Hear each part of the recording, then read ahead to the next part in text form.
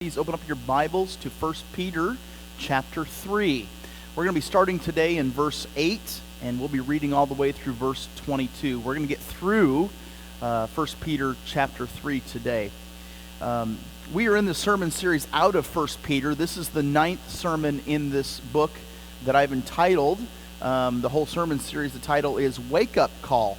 And the reason that I've called it Wake Up Call is because at the time that Peter is writing this letter, he writes it in 65 AD. The year before, Rome has just been burnt to the ground, and Christians got the blame for it. It was later discovered that it was actually the Emperor Nero who made the order to have Rome set on fire, but Christians got the blame nonetheless, and they were being hunted down and persecuted for this atrocious act. And so Christians were on the receiving end of some really heavy, hard persecution. And so as Peter writes this letter, he's doing so with urgency. He's like, guys, you cannot stop following Jesus. I know it's hard right now. I know it's painful. I know it's tough. Don't stop following Jesus, and here's why. And he's been giving them reason after reason after reason to stick tough to Jesus, to stick tight to him and not give up. Well, that brings us to our text this morning. We're going to be reading verses 8 through 22 of 1 Peter chapter 3. To sum up, all of you be harmonious, sympathetic, brotherly, kind-hearted, and have a humble mind, not returning evil for evil or insult for insult, but giving a blessing instead. For you were called for the very purpose that you might inherit a blessing. For the one who desires life, to love, and to see good days, he must keep his tongue from evil and his lips from speaking deceit. He must turn away from evil and do good. He must seek peace and pursue it. For the eyes of the Lord are toward the righteous, and his ears attend to their prayer. But the face of the Lord is against those who do evil. Who is there to harm you if you prove zealous for what is good? But even if you should suffer for the sake of righteousness, you are blessed. And do not fear their intimidation, and do not be troubled, but sanctify Christ as Lord in your hearts, always being ready to make a defense to everyone who asks you to give an account for the hope that is in you, yet with gentleness and reverence. And keep a good conscience, so that in the thing in which you are being slandered, those who revile your good behavior in Christ will be put to shame. For it is better, if God should will it so, that you suffer for doing what is right rather than doing what's wrong. For Christ also died for sins once for all, the just and the unjust, so that he might bring us to God, having been put to death in the flesh, but made alive in the Spirit, in which he also went and made proclamation to the spirits now in prison, who once were disobedient when the patience of God kept waiting in the days of Noah during the construction of the ark, in which a few, that is, 8 persons, were brought safely through the water. Corresponding to that, baptism now saves you, not the removal of dirt from the flesh, but an appeal to God for a good conscience through the resurrection of Jesus Christ, who was at the very right hand of God, having gone into heaven after angels and authorities and powers had been subjected to him. The title of this morning's sermon is this: Wake Up Call, We Need Each Other, Part 3. And the reason it's called Part 3 is because Peter in this chapter has given us instructions about how wives are to treat their husbands and about how husbands are to treat their wives, and now he's giving us instructions about how we're supposed to treat everyone. Have you ever noticed that sometimes it's difficult to treat everyone with grace and with love? And so before we even begin this morning's sermon, I want you to think in your mind very clearly, have a face, have a name with someone in your life who it's difficult for you to get along with right now. For some of you, this will be new information. For others, this won't. I grew up in Michigan, and grew up there. My dad was a preacher in Michigan, and for several years we lived there. And but what's interesting, and this is really interesting that you need to understand, is that I've actually lived in Hancock County longer than I've lived in Michigan. And that's just kind of how that goes sometimes. But I will always consider Michigan my first home. And we lived in Alma, Michigan. I don't know if you can see it on this map, right there in the middle of the mitten. I was so proud that town was on this map that I found. Alma, Michigan, population of 12,000 people. where my dad was the preacher. And in our church in Alma, it was called East Superior Christian Church. East Superior was the name of the street that it was on. And we, at our church, we had a lot of people, a lot of good friends, people who I'm still friends with them to this day. But I was really good friends with the Bartlett family. I was really good friends with their son, Jerry Bartlett. He was quite a bit older than I was, but we were good friends, and we hung out, and he was always a really good guy. And anyway, I got invited to go along with their family on a fishing trip, and they invited me to go on this chartered boat fishing trip. They were pretty wealthy, by the way. Where we went was Charlevoix, Michigan, up here at almost to the Upper Peninsula, but not quite. And what we did is we chartered this fishing boat, and we went out on Lake Michigan. And here's a picture of the boat that we took. It was called the Sandy. And what's funny about this, I was thinking about this sermon, I was writing it this past week, and I thought, man, I remember I went on this trip, and I found the pictures, and I'm sharing them with you today. This is from 1990, okay? It was the summer right before my freshman year of high school. And they invited me to be along on this family trip with them to go on Lake Michigan on this charter. I'm not kidding. I think it was like $3,500 to charter this boat and go fishing. And it was rich man's fishing, which was boring. Because that meant as you were on this chartered fishing boat, the only thing that you got to do was when a fish was hooked, you got to reel it in. You didn't get to set the hook. You didn't get to take the fish off the line. You didn't do anything. You reeled it in, and that was the extent of this fishing trip. Well, I remember very specifically, we were getting ready to head out onto the lake that day, and we caught the weather early in the morning. And living in Michigan, we were familiar with this from time to time with the weather report. They'd also give you whether or not there was a small craft advisory for the lakes. And on this particular day, as we were getting ready to go fishing, there was a small craft advisory for Lake Michigan. What does that mean? It means hang on to your shoelaces because the water was going to be rough, okay? In order for there to be a small craft advisory, it meant that the wind was a minimum of 25 mile an hour wind gusts on the lake, okay? A minimum 25 mile an hour. So here we are. We're getting ready. They are a small craft advisory, and we're on the lake, and I learned something very important about myself that day. I learned that I love the land. Man, I got so seasick. And that was new to me because I've been on roller coasters, no problem. I've been traveling in the car, no problem. Get me on a lake when there's waves, that's a problem. Have you ever been on Lake Michigan during a small craft advisory? Don't. That's my advice to you. The problem was the waves were coming in from every direction. You know, it is, when you ever go to the beach, you get to enjoy the waves because they're coming at you in one direction. And there's a pattern to them. You know, you go out there and you kind of enjoy the first wave, and then you see the second wave come, and you can prepare for it. And not so on Lake Michigan. During the middle of the storm, man, all the waves were coming at you from every single direction, and it made the waters very choppy, and it made me so sick. And the reason that I tell you, oh, by the way, here's a picture of after, okay? That's me, freshman in high school, getting ready to be a freshman in high school. I promise you, that smile right there, fake, okay? Fake. Everybody else was fishing. I was surviving is how that trip went, okay? But we did catch some fish that day, and that's Jerry. That's my buddy. He was, like I said, quite a bit older than I was, but we hung out and did things all the time.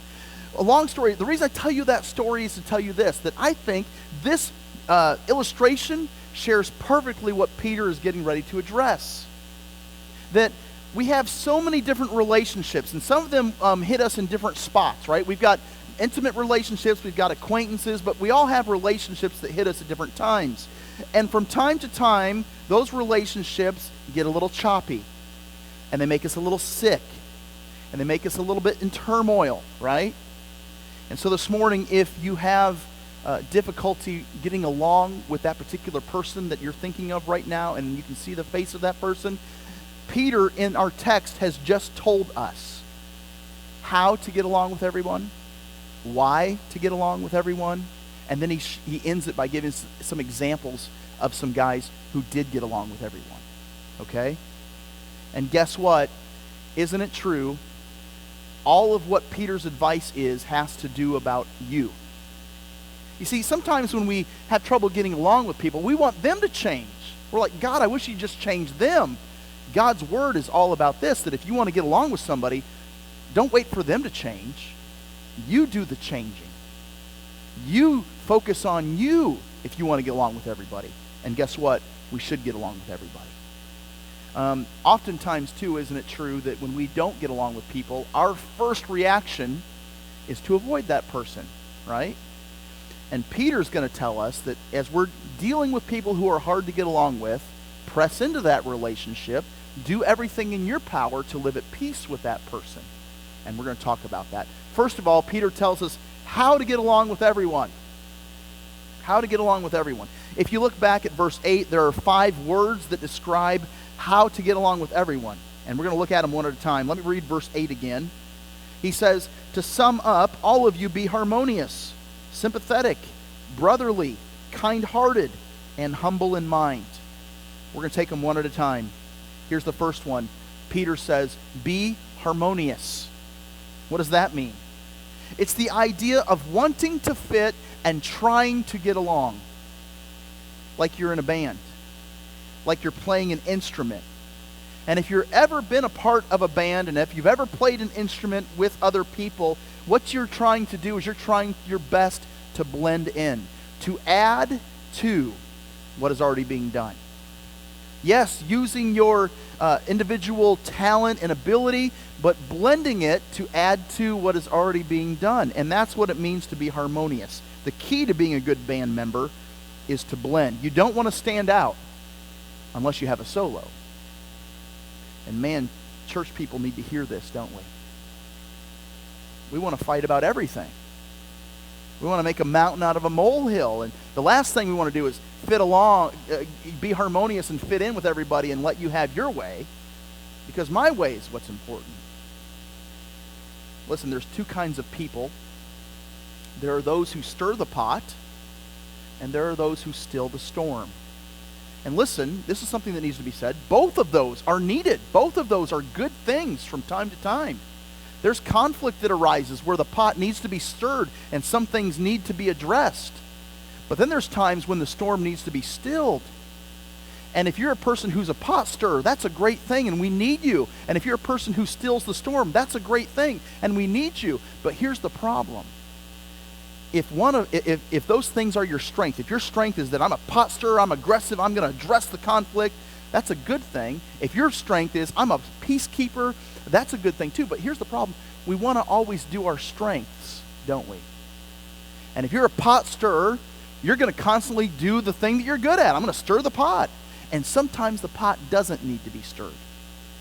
And if you're a person who's a storm stiller, a peacekeeper, that's a great thing, because you're going to use your strength all the time. And there's times when the storm needs to be stilled, and you've got to be a peacekeeper. But that can also, if you're passive in that, and you're like, oh, I don't want any conflict, I'll just pretend it doesn't exist, and I'll just still the storm. That's not good either. And so the wisdom comes when you understand when to do which at what time. Is it time to stir the pot, or is it time to still the storm? And here, Peter's saying, be harmonious. Learn to fit in. Learn to know the difference. Is it time to stir, or is it time to still? The second thing he says, be sympathetic. What is the definition of sympathy? I like this definition. Jot it down. It's not original to me. To be sympathetic means to be bothered by the suffering of others. That's a good definition of what it means to be sympathetic. To be bothered by the suffering of others. It's what Jesus felt when he healed the sick in Matthew chapter 14. It's what Jesus felt when he saw the hungry masses in Matthew chapter 15. It's what Jesus felt when he saw the blind man and he healed him in Matthew chapter 20. It's what Jesus felt when he healed the leper in Mark chapter 1 and when he raised the dead in Luke chapter 7. Do you know what poisons a sympathetic heart? Do you know what keeps you from being bothered by the suffering of other people? It's cynicism. It's being cynical. Do you know what that means? It means that you're jaded by the ugliness of people and you have zero care or zero compassion for people. Here's how Webster's dictionary defines cynicism: distrusting or disparaging the motives of others, like or characteristic of a cynic, showing contempt for accepted standards of honesty or morality based on one's actions, bitterly or sneeringly distrustful, contemptuous, pessimistic. I've been reading a book lately called I Didn't See It Coming. It's been a really good book. Really would recommend it to you. If you want to know who the author is, I don't remember right off the top of my head, but I'll give it to you later. But I've been reading this book, and it talks about 5 things every Christian will face and suffer at some point in your life. That's why it's called I Didn't See It Coming. And one of the first chapters in this book is cynicism. And if you've been in church for a long time, you can get pretty hard-hearted to the needs of others. You can be pretty shut off to the needs and the concerns of others. And so if that describes you, if you're somebody who is very cynical and flippant about someone suffering and you don't seem to be moved when they're hurting, how do you cure a heart like that? Here's how. Go on a missions trip. Go on a missions trip. Spend time with people who have genuine need, and spend time being the one who meets those needs. If you've ever been a part of a missions trip, man, when I was a youth minister, we used to take missions trips all the time. And one of the things about those missions trips is it did more for those of us who went and served than it did for those we were serving. I came back changed from those trips. And when cynicism would start to creep in, you go on a mission trip and you serve people and you see them hurting and you meet a need in that moment, it's going to do your hard heart some good. Be sympathetic. Third thing that Peter says, be brotherly. It's describing a kind of love. It's phileo. It's brotherly love. It's the kind of connecting love between friends. And it describes our connection, or what it should be, to all of humanity. To treat everyone as you would your own family. And it describes our connection to them. You see, as followers of Jesus Christ, we should have a love for the entire world. Those that are hard to love, those that aren't easy to love, man, we're working at it. We're trying. We're giving it our best shot. We're trying to be brotherly to them. Be harmonious, be sympathetic, be brotherly. Here's the fourth one, kind-hearted. This is the only time that this particular word is used in all of the Bible. The idea here is to do whatever is in your capacity to extend kindness. So if I've got the resources available and you have a need, if I'm kind-hearted, it means I'm giving of my resources to help you meet your need. I think Jesus best illustrated it in Luke chapter 10. Jesus was teaching, and a man interrupted him and said, Lord, what should I do to inherit eternal life? And Jesus says, well, you tell me, what does the law say? And so he's summarizing the Old Testament law and the prophets, and he says, love the Lord your God with all your heart, soul, mind, and strength, and love your neighbor as yourself. And Jesus says, you're correct. Do this and you will live. And then the guy says, whoa, but I got a question about that. Who's my neighbor? I'm supposed to love my neighbor as myself. Who's my neighbor? And Jesus says, I'm glad you asked. Let me tell you a story. A man was going down from Jerusalem to Jericho, and he fell among robbers. And they stripped him, and they beat him. And they went away, and they left him half dead. And by chance, a priest was going down on that road, but when he saw him, he passed by on the other side. Likewise, a Levite also, when he came to the place and saw him, passed by on the other side as well. But a Samaritan man, who was on a journey, came upon him, and when he saw him, he felt compassion for him. And he came to him, and he bandaged up his wounds, and he poured out oil and wine on him, and he put him on his own beast, and brought him to an inn, and took care of him. On the next day, he took out 2 denarii, and he gave them to the innkeeper, and said, take care of him, and whatever more you spend, when I return, I will repay you. Which of these 3 do you think proved to be a neighbor to the man who fell into the hands of robbers? And the man said, the one who showed mercy on him. And Jesus said, that's what a neighbor looks like. Go and do the same. Be kind-hearted. If you've got it within your resources to help somebody, do it. That's what it means to be kind-hearted. And with that person who's mistreating you or who's hard to get along with, instead of walking by on the other side of the road when you see them hurting, when you see them in pain, you go to them and you be kind to them. And finally, notice what Peter says here in these verses. He says, be humble in thinking. You consider yourself a humble person? Well, yeah, I'm the most humble person to ever live. Philippians chapter 2, verse 3 says, with humility of mind, regard one another as more important than yourself. How are you doing at that? How are you doing it regarding others as more important than yourself?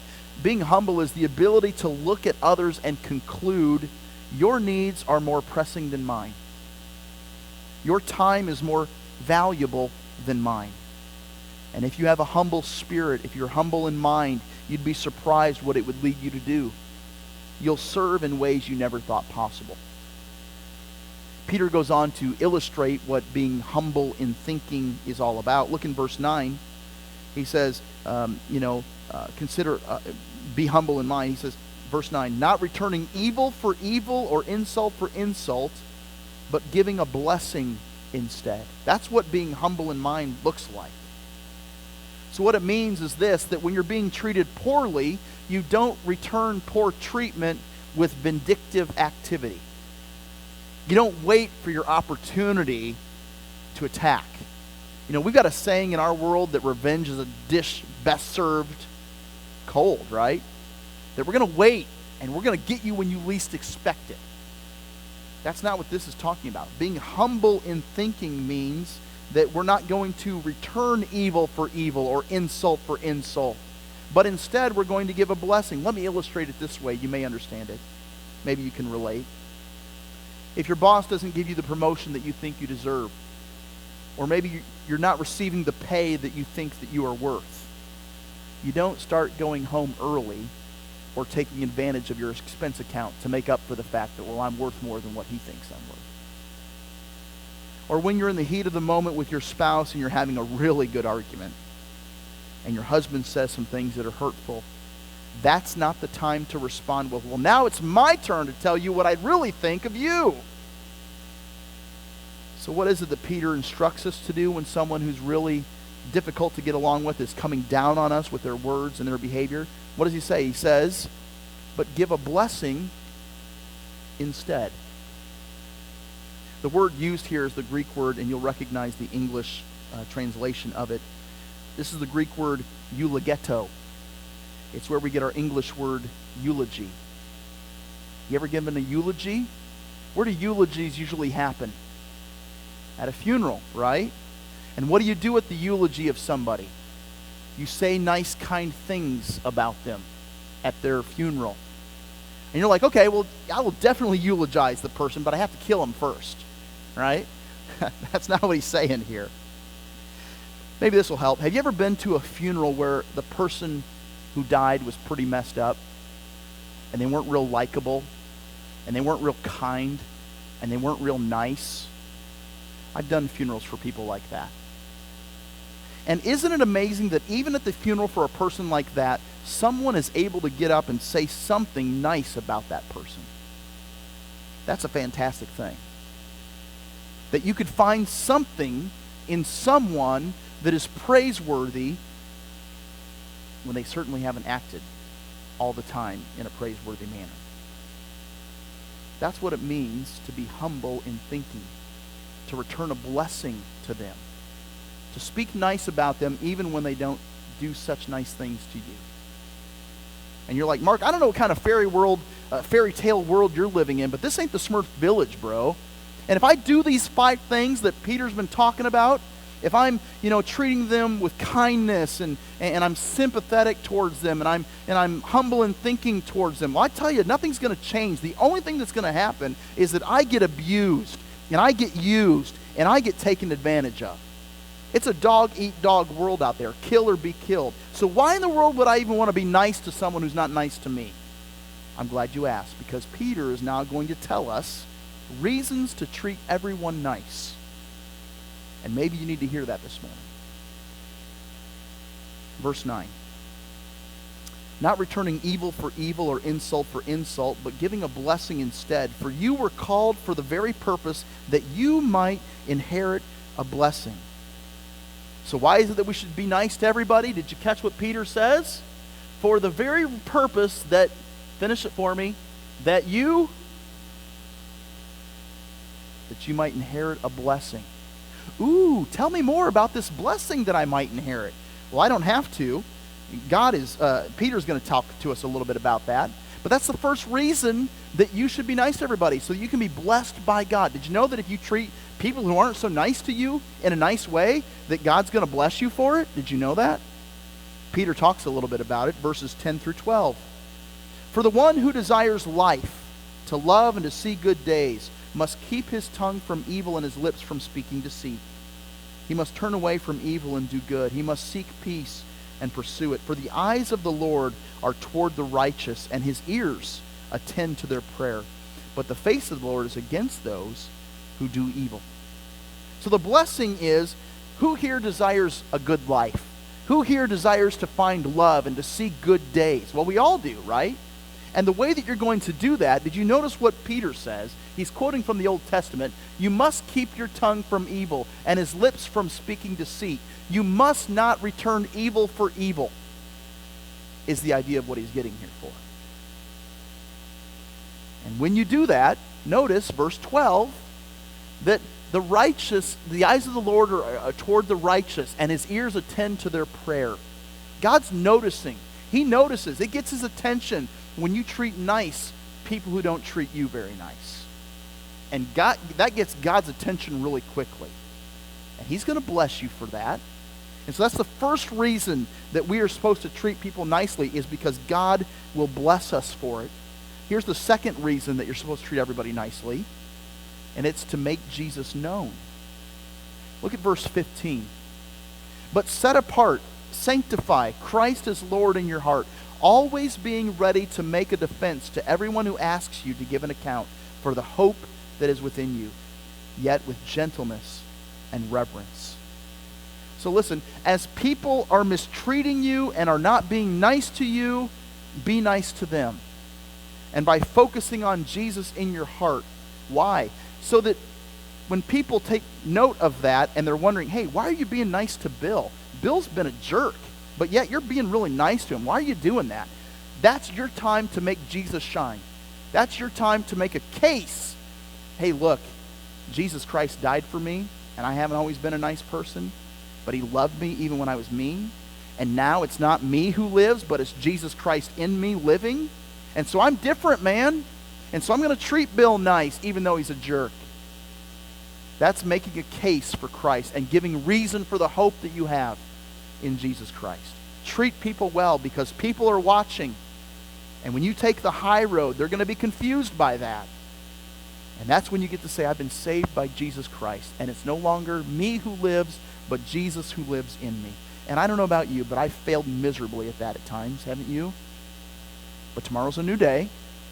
Tomorrow's a new opportunity to let Christ shine. Treat people well. How are you doing at that? How are you doing at treating people nicely who don't deserve it? Because next, Peter ends our text like you would expect him to do that. He gives us a couple of personal examples of people who've done just that, who've treated people well when they didn't deserve to be treated well. And the first example that Peter directs our attention to is none other than Jesus Christ. Look at what Peter says about Jesus in verse 18. For Christ also died for sins for once for all, the just for the unjust, so that he might bring us to God. Jesus was such an example. He suffered and he died, and he brought the opportunity of salvation to everyone, for those who were nice and for those who weren't so nice. And lest you're here today thinking to yourself, well, that's Jesus. That's great. I'm glad Peter could use an example of Jesus in this. But look, of course he's going to be nice, and he's going to be loving to people who aren't so nice to him. He's God. But I'm human. I could never do that. Well, that's why Peter now uses a human example. Look at verse 20. He uses the example of Noah. You remember him, don't you? God told Noah to build a boat to preserve humanity and to save the animals. So put yourself in Noah's boat, if you will. God tells you to build a boat because it's going to rain. You've never seen rain. You don't know exactly what rain is, but you have faith it's going to rain. And so you start to build this boat, and it's going to take about 120 years to construct the boat to the measurements that God gives you. And all the while, during those 120 years, it's sitting out in your front yard, and your neighbors are passing by, and for 120 years, they see you insanely building this thing because you're convinced it's going to rain. Do you think those people had some unkind words to say to Noah? You think they had some not so nice ways of making fun of him? Absolutely. But Noah didn't get caught up in returning evil for evil. He didn't get caught up in saying, you're going to get yours. He focused on what God wanted him to do, and the boat got built. And wouldn't you know it, just like God said, it rained. And it rained. But Noah and his family were saved. And through that act, through his act of obedience, we all have life. Because we are descendants of Noah in that sense. He faithfully did what God purposed him to do. To sum up, all of you be harmonious, sympathetic, brotherly, kind-hearted, and humble in mind, not returning evil for evil or insult for insult, but instead giving a blessing. For you were called for the very purpose that you might inherit a blessing. Be kind to everyone, so that you may be blessed by God, so that you can make Jesus known. And if it ever becomes too difficult or challenging for you and you think, I can't do this anymore, may your heart and may your mind be directed to the examples of Jesus and Noah. Let's pray.